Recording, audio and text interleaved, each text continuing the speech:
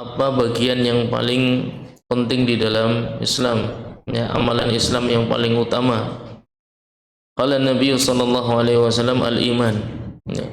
Maka amalan yang paling afdal di dalam Islam itu amalan yang dikerjakan dengan keimanan.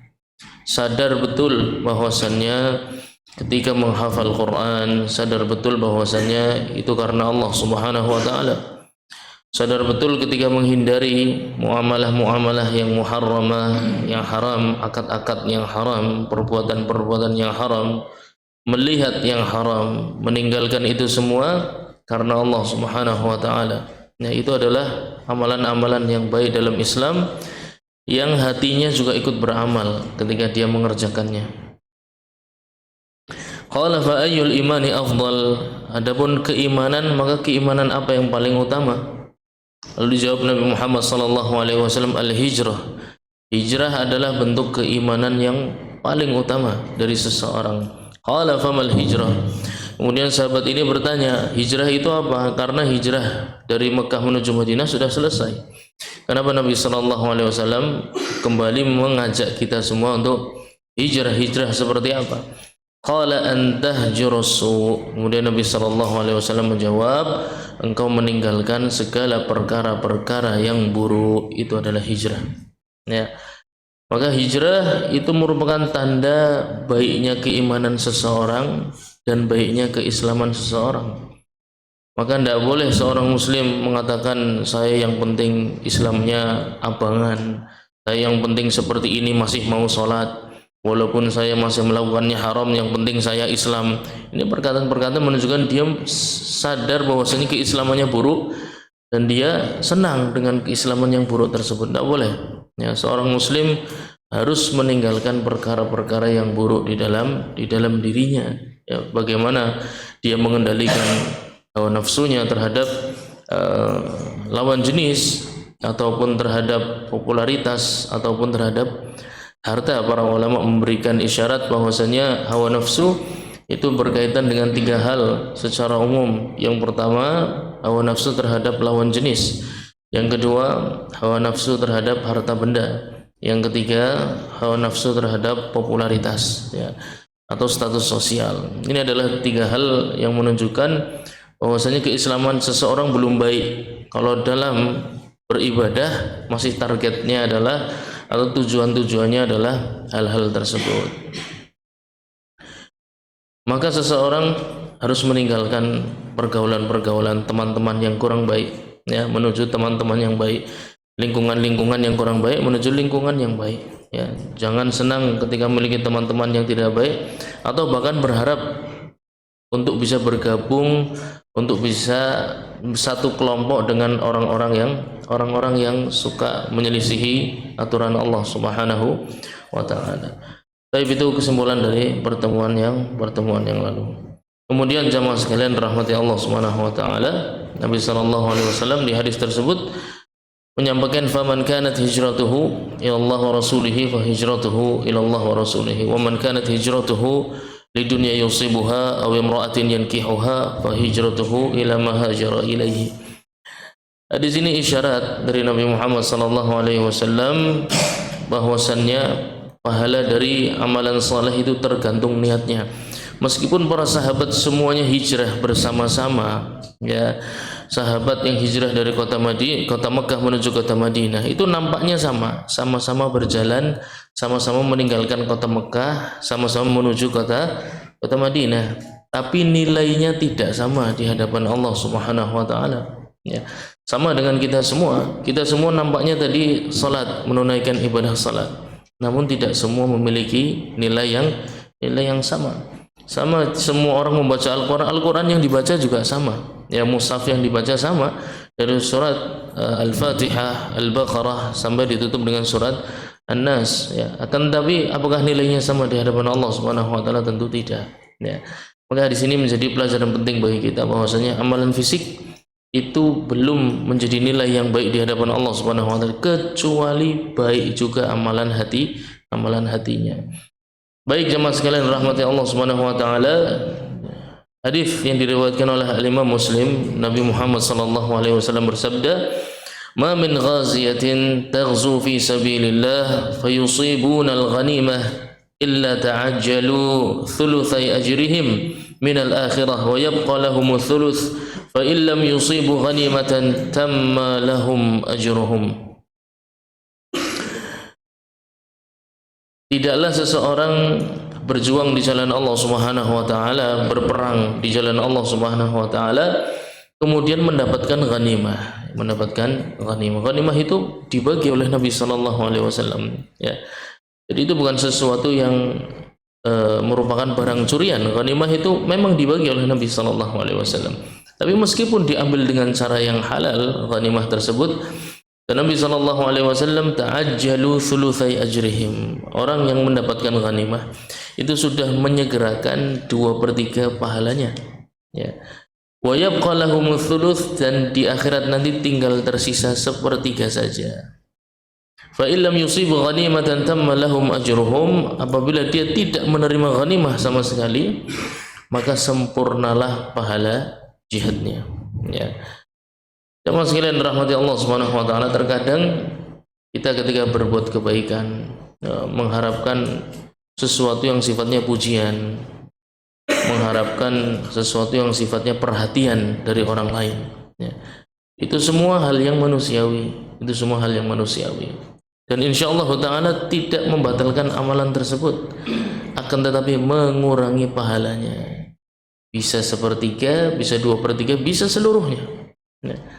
Maka ketika mengumandangkan azan misalnya, ya, mengumandangkan azan, kemudian melakukan azan tersebut dengan irama-irama yang indah, maka dalam hati kita ada sedikit bisikan dari syaitan agar orang-orang memuji, agar orang-orang takjub dan mengatakan, wah, azannya fulan sangat bagus, ya.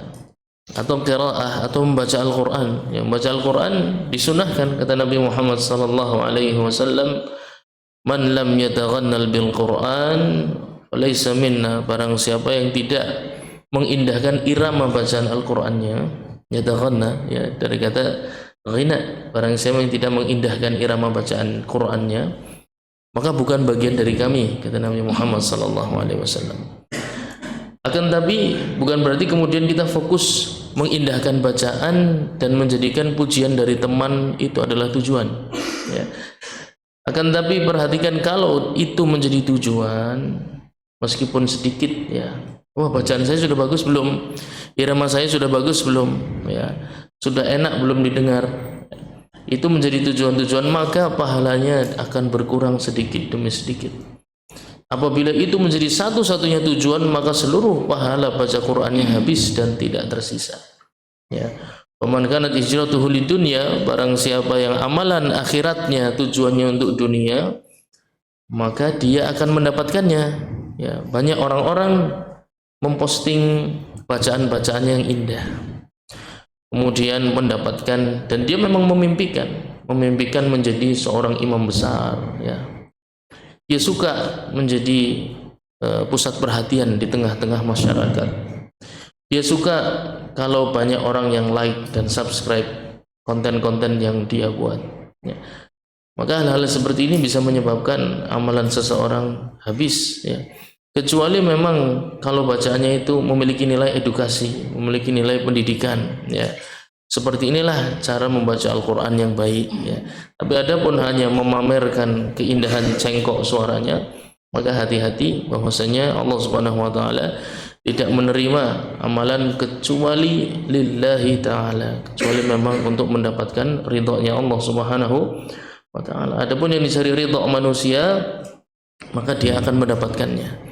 Akan tapi pahala di akhirat akan berkurang sedikit demi sedikit hingga tidak tersisa sedikit pun. Kemarin kita sudah singgung beberapa contoh adalah orang-orang yang bersedekah kemudian mengharapkan balasan 700 kali lipat, ya, sebagaimana yang disampaikan oleh Allah Subhanahu wa taala dalam Al-Qur'an. Sab'a sanabila fi kulli sumbulatin mi'atu habbah. Bagaikan orang yang bersedekah itu bagaikan memiliki pohon yang bercabang 7, dan setiap cabangnya memiliki 100 buah, maka 700 kebaikan. Dan itu dipahami bahwasanya ketika beberapa orang bersedekah, mereka memahaminya bahwasanya sedekah ini nilainya akan berlipat ganda menjadi 700 kali lipat, sehingga ketika sedekah 1000 nilainya akan menjadi nanti akan kembali 700.000 ya. Ketika sedekah 1 juta akan kembali 700 juta dan seterusnya. Ketahuilah para ulama memberikan peringatan keras bagi orang-orang yang bersedekah dengan niat untuk mendapatkan dunia kembali ya. Allah Subhanahu wa taala berfirman, wa anfiqu mimma razaqnakum min qabli an ya'tiya ahadakumul maut wa yaqula rabbi laula akhartani ila ajalin qarib fa asaddaqa wa akum minas salihin. Orang yang paling mengerti manfaat sedekah itu orang yang sudah mati ya. Orang yang sudah mati itu orang yang paling mengerti sedekah ini harusnya untuk niatnya untuk apa. Oleh karena itu diabadikan oleh Allah Subhanahu wa taala kisah ini dalam Al-Qur'an. Seandainya orang yang sudah wafat itu dibangkitkan, maka yang pertama dia akan lakukan adalah bersedekah terlebih dahulu. Karena tahu sedekah itu akan mengurangi murkanya Allah Subhanahu wa taala di alam berikutnya. Ini orang-orang yang mengerti hakikat dari sedekah. Tapi bagaimana di zaman sekarang sedekah ini dijadikan alat untuk mendapatkan pundi-pundi, donasi dan lain sebagainya, sehingga banyak memberikan hadis-hadis atau ayat-ayat Quran yang menyebabkan orang menganggap sedekah itu investasi. Ya, sedekah itu bukan investasi. Sedekah adalah kita menebus dosa kita sendiri. Ya. Sedekah adalah alat bagi kita untuk menebus dosa kita sendiri. Jangan berharap itu untuk investasi dunia. Karena barang siapa man kana yuridul hayata dunya wa zinataha nuwaffi ilaihim a'malahum fiha wa hum fiha la yubkhasun ulaika alladhina laysa lahum fil akhirati illa an-nar wa habita ma sana'u fiha wa batilum ma kanu ya'malun. Kata Allah Subhanahu wa taala, man kana yuridul hayatad dunya wa zinataha, barang siapa yang cita-citanya adalah kehidupan dunia dan seluruh perhiasannya, seluruh keindahannya, nuwaffi ilaihim a'malahum fiha, kita balas semua usahanya. Usaha dunia, usaha akhirat. Yang sholatnya pengen jadi kaya, Allah jadikan kaya. Yang sedekahnya pengen jadi kaya, Allah jadikan kaya. Yang karena puasanya pengen kaya, Allah jadikan kaya, jangan khawatir. Yang umroh hajinya pengen kaya, Allah jadikan kaya. Yang dengan bahasa Qur'annya, hafalan Qur'annya dia pengen kaya, Allah jadikan kaya. Nuwaffi ilaihim a'malahum fiha wa hum fiha la yubkhasun. Tidak mungkin Allah Subhanahu wa taala buat dia jadi orang yang merugi, tidak dapat apa-apa, itu tidak mungkin. Apa yang dia inginkan akan Allah berikan. Tapi ulaika alladzina laisa lahum fil akhirati illa an-nar. Tapi jangan salahkan Allah Subhanahu wa taala kalau di akhirat nanti tidak tersisa pahala sedikit pun yang sudah dia lakukan selama di dunia. Nanti di akhirat dia akan mencari, ya Allah, mana pahala salatku? Ya Allah, mana pahala puasaku? Ya Allah, mana pahala sedekahku? Enggak ada semua. Ya Allah, mana pahala baca Qur'anku? Kok tidak ada semua. Ulaika alladzina laisa lahum fil akhirati illa an-nar. Kalau semua amalannya untuk membeli dunia, maka Allah akan berikan dunia itu. Wa habita ma sana'u fiha, batal semua amalan yang dia lakukan, pahalanya maksudnya di akhirat sudah tidak tersisa sedikit pun. Karena sudah dia minta semua di dunia. Wa habita ma sana'u fiha wa batilum ma kanu ya'malun. Pahala-pahala yang seharusnya dia nikmati di akhirat semuanya sirna dan tidak tersisa sedikit pun. Ya. Maka hati-hati dalam meminta dunia. Ketika kita meminta dunia dari Allah Subhanahu wa taala, pastikan itu untuk mendapatkan akhiratnya Allah Subhanahu wa taala. Ya Allah, berikanlah aku kesehatan bagi yang sakit, kemudian bersedekah. Karena sedekah termasuk salah satu obat untuk menyembuhkan segala penyakit. Akan tetapi kalau sembuh mau apa? Kalau sembuh mau apa? Akankah mau lalai lagi dari mengingat Allah Subhanahu wa taala? Akan tetapi kalau sembuhnya, ya Allah, berikan aku kesembuhan. Aku ingin kembali menghafal Quran. Ya Allah, berikanlah aku kesembuhan. Aku ingin kembali merasakan berpuasa. Ya Allah, berikanlah aku kesembuhan, aku ingin menikmati qiyamul lail, salat, berzikir, bermunajat kepadamu. Maka ini merupakan hal yang disyariatkan, ya. Ya Allah, berilah aku keselamatan untuk mencari nafkah untuk keluargaku, ya. Boleh mengharapkan dunia, tapi tujuannya kembali untuk Allah Subhanahu wa taala. Adapun untuk meraih dunia wa zinataha, dunia dan segala perhiasannya, maka berhati-hatilah. Itu adalah amalan-amalan yang membatalkan pahala ibadah seseorang. Dan juga beberapa contoh niat yang tidak baik dalam beramal saleh adalah mempelajari ilmu syar'i, ya, akan tetapi tujuannya untuk bersombong, untuk tinggi hati, untuk merasa lebih daripada yang lain. Mempelajari bahasa Arab, ya, bahasa Nabi Muhammad sallallahu alaihi wasallam, bahasanya para sahabat. Tapi jangan sampai kemudian hanya karena bisa bahasa Arab kita merasa lebih tinggi daripada yang lain, ya. Menghafal Al-Quran bukan untuk tinggi hati, bukan untuk sombong, ya. Maka barang siapa yang menjadikan Al-Quran untuk perkara kesombongan dan merasa tinggi daripada yang lain, maka itu akan membatalkan pahala menghafal Quran itu, pahala menghafal Quran itu sendiri. Jamaah sekalian rahmati Allah Subhanahu wa taala, di hadis yang kedua insyaallah akan ditulis oleh Al-Ustaz Suwanda dari Ummul Mukminin Aisyah radhiyallahu anha, qalat qala Rasulullah sallallahu alaihi wasallam yaghzu jayshun al-Ka'bah fa idza kanu bayda min al-ardi yukhsafu bi awwalihim wa akhirihim. قالت قلت يا رسول الله كيف يخسف بأولهم وآخرهم وفيهم أسواقهم ومن ليس منهم قال يخسف بأولهم وآخرهم ثم يبعثون على نيتهم متفق عليه. هذا لفظ البخاري. Al-Imam Al-Bukhari dan Imam Muslim meriwayatkan hadis dari Ummul Mukminin Aisyah radhiyallahu anha. Nabi sallallahu alaihi wasallam mengabarkan yaghzu jayshunil Ka'bah.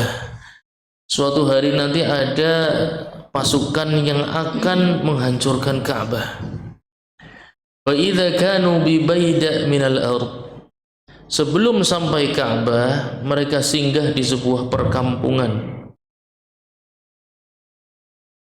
Yukhsafu bi awwalihim wa akhirihim. Kemudian ketika mereka singgah di perkampungan tersebut, Allah Subhanahu wa taala menghancurkan pasukan tersebut yang ingin menghancurkan Ka'bah tadi. Bi awwalihim wa akhirihim, dengan seluruh penghuni perkampungan tersebut. Jadi yang dihancurkan bukan cuma pasukan yang mau menghancurkan Ka'bah, tapi seluruh. Bahkan orang-orang kampung tersebut yang tidak tahu apa-apa, orang-orang di pemukiman tersebut yang tidak tahu apa-apa pun ikut diazab dan dihancurkan oleh Allah Subhanahu wa taala. Qalat, kemudian Ummul Mukminin berkata, Aisyah radhiyallahu anha, qultu ya Rasulullah kaifa yukhsafu bi awwalihim wa akhirihim wa fihim aswaquhum wa man laysa minhum. Kok bisa ya Allah, yang mau menghancurkan Ka'bah itu kan cuma pasukan itu, sedangkan di kampung tersebut ada orang-orang yang tidak bersalah. Ada orang-orang yang tidak tahu apa-apa, ada orang-orang yang lagi belanja di pasar. Masa mereka juga diazab oleh Allah Subhanahu wa taala? Maka mereka apa? Masa mereka juga merasakan hukuman dari Allah Subhanahu wa taala hanya karena pasukan itu singgah di negeri tersebut, singgah di pemukiman tersebut. Qala yukhsafu bi awwalihim wa akhirihim thumma yub'atsuna ala niyyatihim. Semuanya dihancurkan Allah Subhanahu wa taala, pasukan-pasukan yang akan menghancurkan Ka'bah dan seluruh kaum yang ada di perkampungan tersebut nanti hari kiamat akan dibangkitkan dan akan dipisahkan mana-mana yang bersalah dan mana-mana yang tidak. Jemaah sekalian rahmati Allah Subhanahu wa taala, perhatikan hadis ini mirip dengan firman Allah Subhanahu wa taala di surat Al-Anfal ayat ke-25. Barang siapa yang hafal atau megang mushaf boleh buka mushafnya. Di surat Al-Anfal ayat ke-25 Allah Subhanahu wa taala berfirman, "Wattaqu fitnatan la tusibanna alladhina zalamu minkum khassah." Ya. Hati-hatilah kalian dari fitnah, dari ujian, dari musibah yang Allah Subhanahu wa taala timpakan bukan kepada orang-orang yang bersalah saja, ya. Maka penduduk suatu kaum itu tidak boleh diam kalau ada kemungkaran, ya. Tidak boleh diam kalau ada bahaya. Tidak boleh diam kalau ada ahli maksiat di perkampungan tersebut. Hadis ini, ayat ini mengabarkan kepada kita, barang siapa yang diam kepada kemungkaran, maka dia akan merasakan azab dari Allah Subhanahu wa taala juga di dunia, meskipun dia tidak tahu apa-apa. Ya. Dan itu resiko. Sebuah hukum dari Allah Subhanahu wa taala bahwasannya azab itu tidak hanya menimpa orang-orang yang bersalah saja. Dan buktinya banyak, tragedi tsunami di Aceh. Apakah hanya menimpa orang-orang yang bermaksiat kepada Allah Subhanahu wa taala? Tidak. Ya. Tragedi gunung meletus di Merapi, Gunung Merapi, ya, ketika meletus.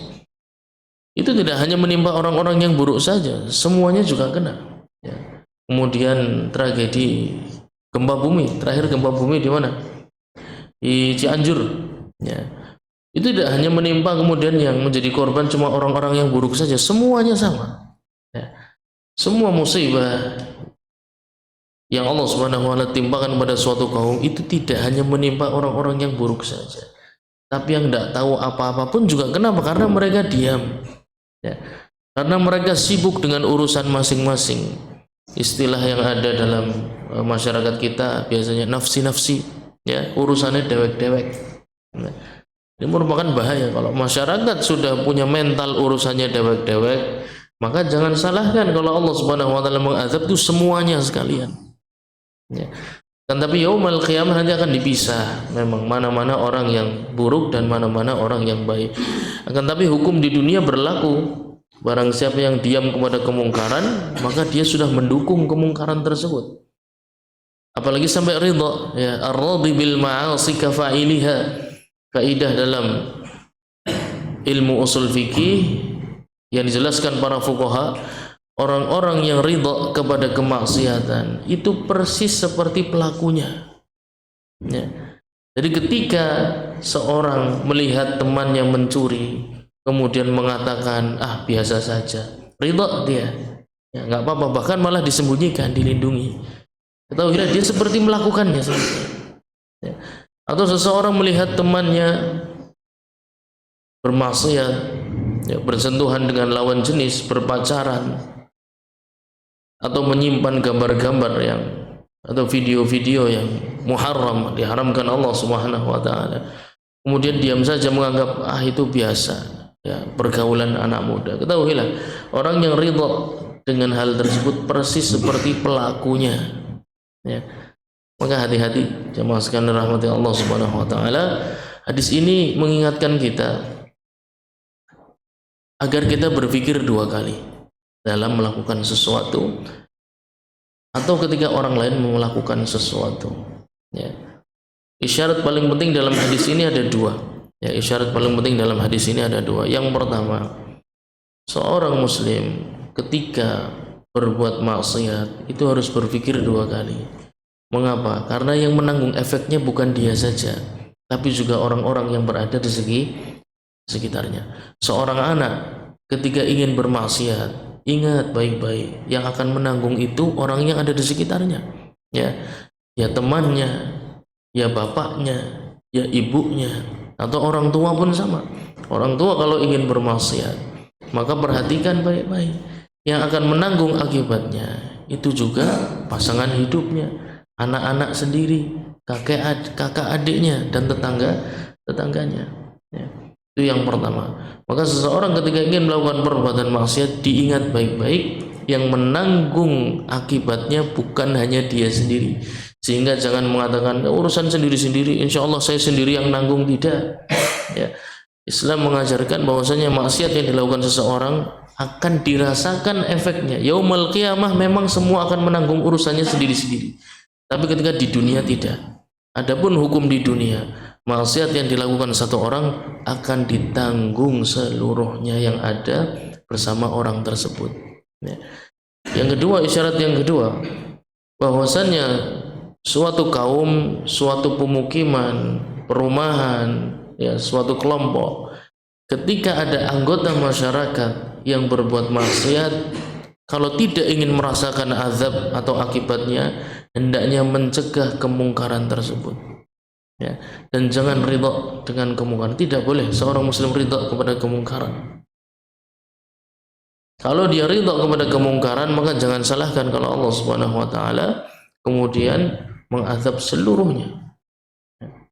Maka ayah melihat anaknya bermasalah tidak boleh diam saja. Ya. Anak melihat orang tuanya melakukan perbuatan maksiat tidak boleh diam saja, sama. Ya. Teman melihat temannya bermaksiat tidak boleh diam saja. Ya. Bermaksiat antum tahu berbagai macam, mulai dari melihat yang haram, menghabiskan waktu untuk hal-hal yang tidak bermanfaat, ya. Atau tidur di waktu-waktu yang dilarang, atau bercanda dengan sesuatu yang haram, bully ya di zaman sekarang, mencaci, mencela, mencemooh, itu semua harus saling melindungi. Kalau ada teman yang membuli dan kita tahu, maka harus melindungi, jangan malah diam saja atau bahkan ikut-ikutan, ya. Yang diam, yang membuli ataupun korbannya sama, semuanya akan merasakan hukuman dari Allah Subhanahu wa taala, ya. Itu dua pesan penting dari hadis ini. Seseorang ketika ingin berbuat maksiat, ingat baik-baik, yang menanggung akibatnya bukan hanya dia sendiri di dunia, tapi semua orang yang ada di sekitarnya. Yang kedua, sebuah kelompok masyarakat ketika melihat ada yang tidak beres di tengah masyarakatnya, maka tidak boleh diam saja, harus mengambil sikap, ya. Sikap seperti apa? Nabi SAW pernah menyampaikan, ya, man ra'a minkum munkaran falyughayyirhu biyadihi. Barang siapa yang melihat hal yang tidak beres di dekatnya, di sekitarnya, maka dia harus mencegahnya, dia harus merubahnya. Yang pertama dengan kekuasaannya atau kekuatannya. Fa illam yastati', kalau tidak mampu, fa bilisanihi, maka dengan lisannya, sekedar ngomong, sekedar usul, ya. Sebaiknya acara-acara peringatan-peringatan tidak usahlah ada acara nyanyi-nyanyi, tidak usah ada acara joget-joget, tidak usah ada ngundang biduan, ya. Usul, sekedar usul, ya. Sebaiknya santri tidak usahlah mainan handphone, ya. Saya usul santri tidak usah mainan handphone, tidak usah lihat situs-situs, bermain media sosial dan lain sebagainya, sekedar usul. Kalaupun tidak mampu memberikan keputusan, tidak mampu memiliki kekuatan, paling tidak dengan lisannya, ya. Fa illam yastati' fa biqalbihi wa huwa adhaful iman. Yang terakhir, kalau tidak bisa merubah kemungkaran di tengah masyarakatnya, paling tidak dalam hati mengingkarinya, ya. Dan bukti seorang muslim mengingkari dalam hati, berdoa kepada Allah Subhanahu wa taala agar menghilangkan kemungkaran tersebut. Itu bukti dia peduli, ya. Wa huwa adhaful iman, dan itu kepedulian, keimanan yang paling lemah.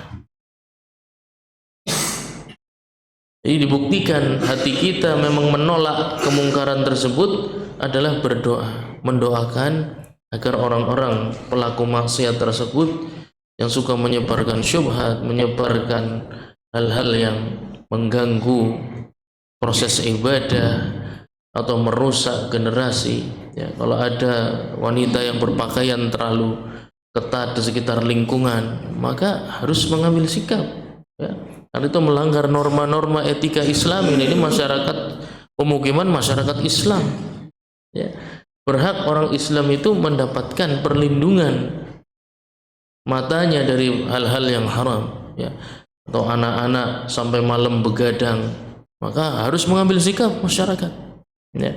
Atau bapak-bapak sampai malam begadang tertawa terbahak-bahak mengganggu orang-orang yang sedang istirahat, harus mengambil sikap, tidak boleh diam saja, ya. Karena itu akan jadi contoh, itu akan jadi contoh di masyarakat. Kalau dibiarkan, maka generasi berikutnya akan meniru, akan mencontoh. Akhirnya tadi menjadi sunnatan sayyi'atan, menjadi kebiasaan yang buruk yang diwariskan secara terus-menerus.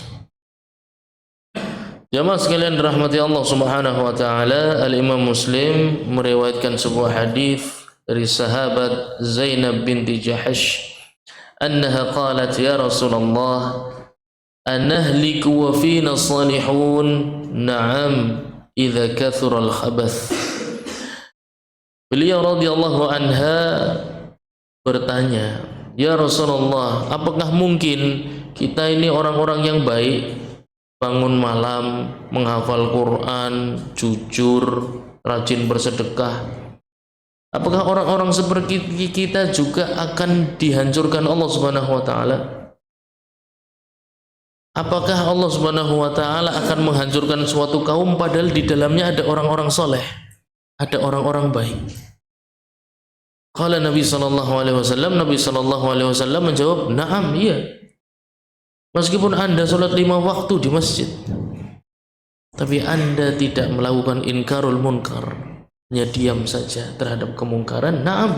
Kata Nabi Muhammad sallallahu alaihi wasallam, ya, suatu kaum akan dihancurkan Allah Subhanahu wa taala, musibah akan menimpa mereka. Meskipun di tengah mereka ada orang-orang saleh, tidak menghalangi musibah yang Allah Subhanahu wa taala tetapkan.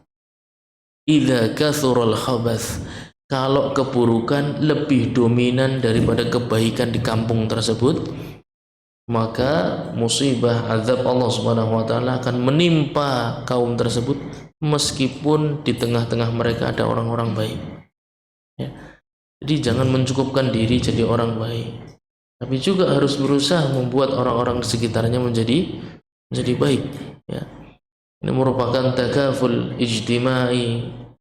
Untuk Islam mengajak kita untuk saling bergandeng tangan, saling beriringan. Mau jadi baik ya bareng-bareng, ya. Menghilangkan keburukan bareng-bareng. Mau maju ya bareng-bareng, ya. Mau menjadi pemukiman perumahan masyarakat yang baik ya bareng-bareng. Tidak bisa sendiri-sendiri, nggak ada gunanya, ya. Tetap harus bersama-sama. Oleh karena itu Allah Subhanahu wa taala memberikan hidayah kepada beberapa kaum Quraisy untuk mengikuti dakwah Nabi sallallahu alaihi wasallam, menjadi sahabat Nabi Muhammad sallallahu alaihi wasallam, menunjukkan menyebarkan kebaikan tidak bisa sendirian, ya. Tidak cukup menjadi baik untuk diri sendiri, kita harus membuat lingkungan juga menjadi baik, ya. Baik jamaah sekalian rahmati Allah Subhanahu wa taala, thumma yuhsyaruna ala niyyatihim. Adapun hari kiamat maka merupakan mahkamah yang adil, pengadilan yang seadil-adilnya. Tadi memang semua kaum akan diazab Allah Subhanahu wa taala, akan dihukum Allah Subhanahu wa taala. Mungkin masih ingat kemarin-kemarin belum lama persebaran wabah Covid, ya. Itu menimpa hanya orang-orang yang buruk apa semuanya? Semuanya, ya. Dan tidak tertutup di masa yang akan datang ada yang mirip seperti, nggak tahu, ya. Kita nggak tahu akan ditimpa apa kita, ya. Padahal di tengah-tengah masyarakat kita ada orang-orang baik, ada para kiai, ya, ada para ustadz. Kok kena tetap orang-orang terkena penyakit Covid? Apa doa-doa mereka tidak mustajab? Bukan itu. Tapi keburukan lebih banyak dibandingkan kebaikan di negeri tersebut, ya. Idza kathural khabath, kalau keburukannya sudah lebih banyak dibandingkan kebaikan di kampung tersebut, maka jangan heran kalau Allah Subhanahu wa taala akan menghukum seluruhnya. Baik, itu hadisnya bisa dilihat, ya, ditulis oleh Ustaz Suwanda.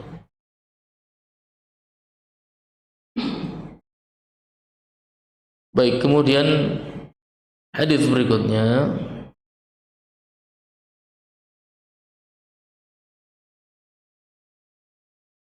An Aisyah radhiyallahu anha qalat, dari Ummul Mukminin Aisyah radhiyallahu anha, qala Nabi sallallahu alaihi wasallam, la hijrata ba'da al-fathi walakin jihadun wa niyyah wa idza istunfirtum fanfiru, muttafaqun alaihi. Naam. Baik, insyaallah kita sambung di pertemuan yang akan datang. Semoga sedikit ini bermanfaat untuk kita semua. Subhanakallahumma wa bihamdika asyhadu an la ilaha illa anta astaghfiruka wa atubu ilaik. Wassalamu alaikum warahmatullahi wabarakatuh.